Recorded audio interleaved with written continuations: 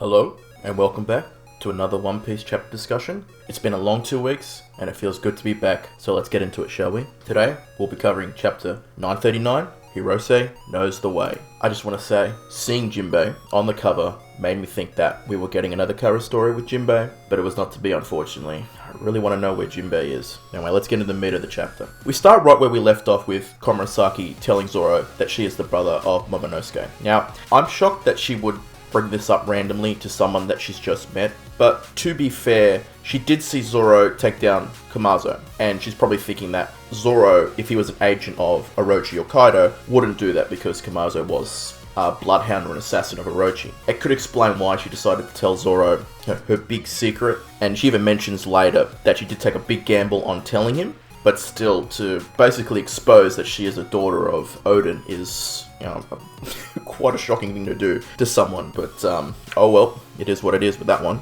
Now, I have seen people say that she is acting and she's trying to manipulate Zoro. I really doubt that. We just came off an arc, Whole Cake Island, with Pudding basically, manipulating Sanji, and I don't think Oda would repeat such an obvious plot point in the following arc. There's no way. Komurasaki, in my opinion, is on the up and up. She is not playing Zoro. She's not going to betray them. She is on the up and up. I want to reiterate that. She is not playing Zoro. If she is, I'm going to take a big L on this, but she's not. There's no way. One good thing with this chapter is that we are starting to see the past of what happened 20 years ago in Wano. We now understand that, because remember, this question came up a lot, was, why was Komurasaki left behind? And now Komurasaki has explained that it was decided that Momonosuke would go forward in the future and that she would stay behind. Now, their hope is that if Momonosuke would fail, that she would be able to continue the Kozuki bloodline and somehow keep the hope alive. Now, as soon as I saw this, I thought of Luke and Princess Leia from Star Wars. It seems like a very familiar plotline, and we do know Oda is a big fan of Star Wars. Obviously, it's a bit weird to, leave Komurasaki behind, obviously, because, Odin died. Momonosuke's mum died, probably sending them into the future. Momonosuke was gone, so, who was going to look after her? But we find out that Kawamatsu basically saved her. He basically rescued her from the castle. It was being burnt down. Kaido, whoever was there attacking King, Queen, whatever, was attacking it. They got away. They were to swim through and basically go to an abandoned area. It looks like it might have been Ringo, and I'll explain why later. Now, this is a very interesting thing here, was the fact that because she mentions they swam through the water and that he's a Kappa. So immediately I thought to myself, oh, okay, that's interesting. A Kappa says some sort of beast-like creature. So I'm thinking, is this the mink theory that's being confirmed? But actually, discussing it further with other people, actually was the possibility, and I didn't think of this, was the fact that he was a fisherman. So this, to me, that's actually quite interesting, because if, is he a fisherman or is he a mink? I think that's the question that needs to be asked here. But I did find something in my read-through of the chapter, was that if you look in the background at the building that they're staying at, Otoko and Komurasaki and Zoro, there's actually like a hat, like those rice farmer hats, and like a cloak, and it's kind of like a fur cloak, and it looks very similar to the outfit that we saw back with the flashback with young Nekomamushi and Inuarashi. Remember, I actually talked about that in my previous video. So I'm wondering if this is the home that they stayed at, and that's why I thought previously this is where they went to after the Odin castle was burnt down and where they hid. So again, what's going on there? Is he a mink or is he a fishman? I like the fact that Oda's keeping this a bit of a mystery here. I do like that. Another really good thing that it's doing to me is that when you see that little flashback with Komurasaki when she was young and Kawamatsu, is the fact that it's doing a good job endearing Kawamatsu to the audience. Now, I doubt this is kind of trying to set up Kawamatsu as being the traitor. I don't think so. I don't know how he could really betray them. Obviously, if he did have information about the symbol, the puzzle, the riddle, whatever it is, he couldn't have that information, but I don't think it's him, so I've already seen theories about Kawamatsu being the traitor. I don't think that's the case.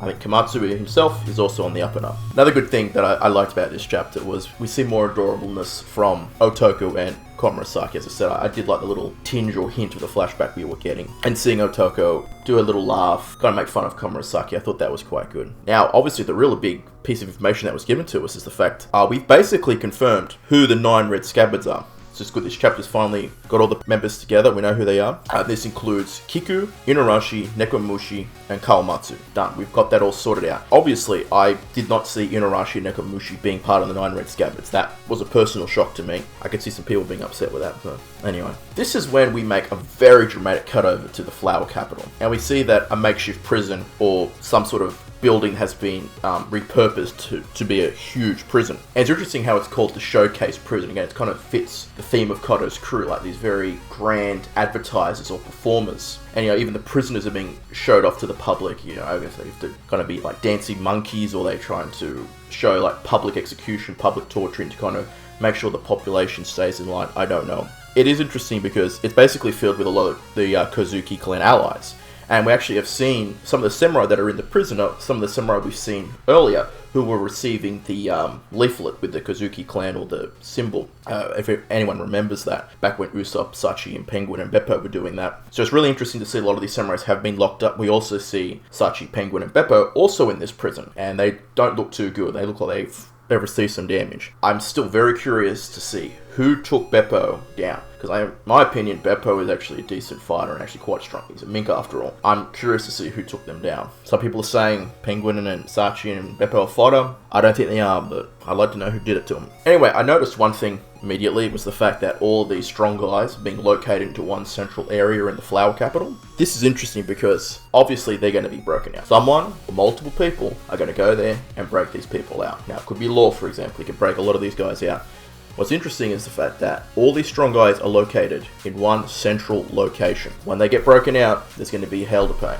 These guys are going on a rampage, and whoever's leading them, say it's Law, for example. Obviously, this reminded me of what happened in Dressrosa, when the toys' curse was lifted and they were returned to their natural forms. A lot of strong guys all at once just coming out and exploding onto Dressrosa caused a lot of problems for the executives of the Doflamingo crew. So again, I can see that plot point being used again by Oda. Now, to see whether or not that comes into fruition, well, I think it's pretty obvious, but we'll see. Maybe Kaido shows up and just obliterates them all, but I don't think so. These guys are going to go wild. This is when we cut back to Udon Prison, and we see that the sumo execution is continuing with Hyogoro and Luffy. And we're introduced, I should say, to another small user, Madillo Man.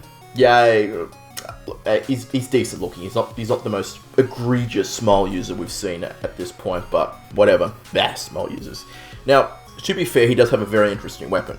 He has guns, but the ammunition he uses is sea stone bullets. Now, this is very interesting. This is the first canonical example of sea stone bullets. This is the first time we've ever seen that. Now, the only other time we've ever seen it was in Film Z, where Zephyr had sea stone bullets, but that isn't canon. So this is the first canon appearance of sea stone bullets.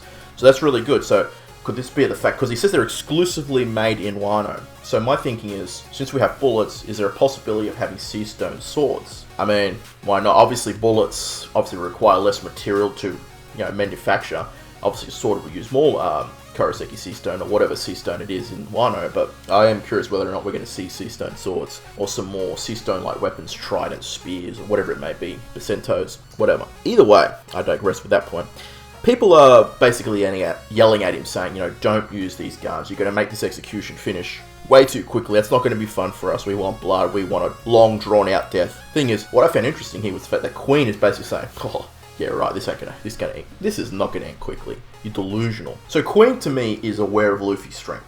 He's fully aware, but he's very confident. So either Queen thinks he can take down Luffy, even though he's aware of Luffy's strength. I'm beginning to think that he's probably aware that he took down Katakuri. In my opinion, Queen must think that he can take down Katakuri in a fight. That's my only example. He is underestimating the opposition's power, or he is just that good. We'll have to see. This is where we see something interesting, because it kind of focused on Luffy using, his haki techniques, and obviously the big one is that Luffy has future sight. It's confirmed. He has a similar ability to Katakuri. After months of debates, it's finally over. It's confirmed. He's got the future sight. He's got Katakuri's advanced observation haki, I should say. Now, I don't know if this means that he's on the same level as Katakuri. Obviously, I think Katakuri saw a few seconds into the future, so I'm not sure if Luffy's seeing longer, equal, or less into the future. I'm not sure. I don't know if anyone wants to kind of show me where I'm wrong about this, or kind of point out how it's better or not as good. I am curious to see that, because I think the issue that I have here is the fact that if his observation haki is the exact same as Katakuri's, It's a bit trash to me that he has the exact same strength level as Katakuri. Forgive me, my cat's at my door. I apologize for the noise. So I'm not too sure. I'm not really a big fan of the fact that he's achieved this advanced observation haki so quickly. So hopefully it's not as good. He has to keep working on it even in future arcs to the point where he can actually get it to a level that's very similar to Katakuri. But either way, even though I'm not a fan of this, it is very impressive seeing Luffy dodging and himself telling Hyogoro how to dodge as well. Obviously, Alpaca Man and Armadillo Man, or Madillo Man I should say, are offering really no challenge here. But it is very impressive seeing this actually transpire and actually seeing Luffy use this skill. And what we do see is that also Luffy is going in for attacks to basically utilize against Madillo Man, but he's holding his punches back. And we're thinking, okay, what's he trying to do here? Now, Luffy's trying to perform the advanced armament technique, the armament haki force palm thing, or whatever we're going to call it. We'll have to get a name for it eventually. And he's basically trying to perform this technique and it's not working, can't get it to work. This is very interesting here because Hyogoro sees that Luffy is doing this and he kind of questions, I apologize for the cat, is questioning, okay, what's going on here? What are you trying to do here, Luffy? I'm not quite sure. Luffy kind of makes a statement here where he says that he needs to learn this technique, or at least test this technique out, because this is how he thinks he's going to break through Kaido's scales. Wow, that is one bold claim from Luffy right there. Now, is this technique really going to be the difference maker? And can he do this while in Gear 4? To me, and what would that look like? You know, if he does this technique while in Gear 4, is it going to be even stronger than when he does it in his base form? I mean, you never know. This could actually seriously damage Kaido if, you know, he gets a direct hit on him. So, you never know. This could be very interesting. A lot of questions are coming up here. We see Luffy's trying to remember, because how we've seen this technique before. We've seen it from Rayleigh, when Rayleigh was explaining Haki to him, and when Sentomaru did it. So this, also on a side note here, confirms that Sentomaru is an advanced armament Haki user. And basically, Higoro interrupts him and says he knows this technique. I know what this is. I've seen this before. Now, he gives some dialogue here, and we've seen this before from Zoro's master. But I'll read the actual dialogue here from the manga chapter. I'll bring it up. Here in Wano, this is what Higoro is saying. Here in Wano, we also have an ability like that. It is transferred to a sword from the user's body, so that when we want to cut something, our sword will cut even the thickest of steel. And when we do not want to cut something,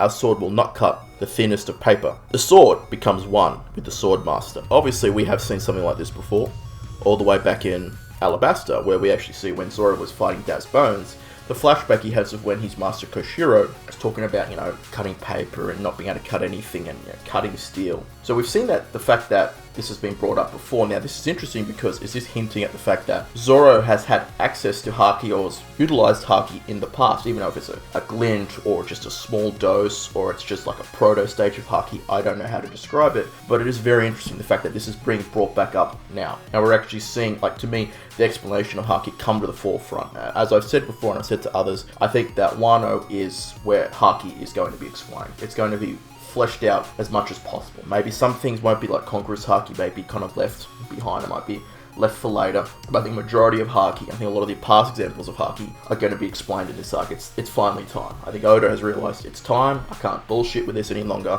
I've got to get this explained, so it's good to see. Now, this is where we see Hyogoro basically shows, you know, he could perform the technique like Rayleigh in a very impressive. And when he's done talking about this, we actually see Higoro perform this technique in an absolutely fantastic beast of a panel. Basically, uses the false palm Haki technique, whatever you want to call it, to knock out Alpaca Man. He's not getting up from that. And this is where Luffy's like, oh wow, you can do it too, old man. And the old man's like, so this is it? This is what you're talking about? And that's where he says, I might be able to help you with this. And thank God. I love the fact that Luffy is going to have some, well, looks like he's going to receive some form of training from Hyogoro. And it also confirms that Hyogoro is an advanced armor Haki user too. I didn't even think of that.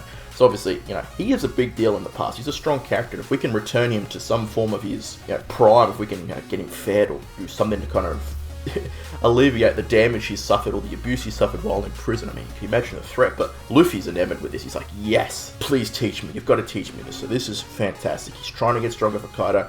This is what I've wanted to see from Oda, and it's great seeing this come into fruition. And I can't wait to see Luffy perform the Haki Force Palm technique thing, whatever it is. And let's hope that, you know, it's going to work on Kaido. But, you know, we'll see in the future. Overall, I love this chapter. The one issue I have with Luffy obtaining observation Haki, so quick, all the advanced observation Haki technique, is a bit bullshit. I'm not going to lie, I'm a bit perturbed by that, but it's the one issue that I have, and with all the other good points, and to me, they outweigh the one bad point in this chapter. So I definitely would break this chapter probably an 8 out of 10. I think it's a really solid chapter. There's no break next week, which is always good to see. very happy about that. Golden Week is on the horizon. But anyway, this is the King Killer, signing out, and I'll see you next week. Sayonara.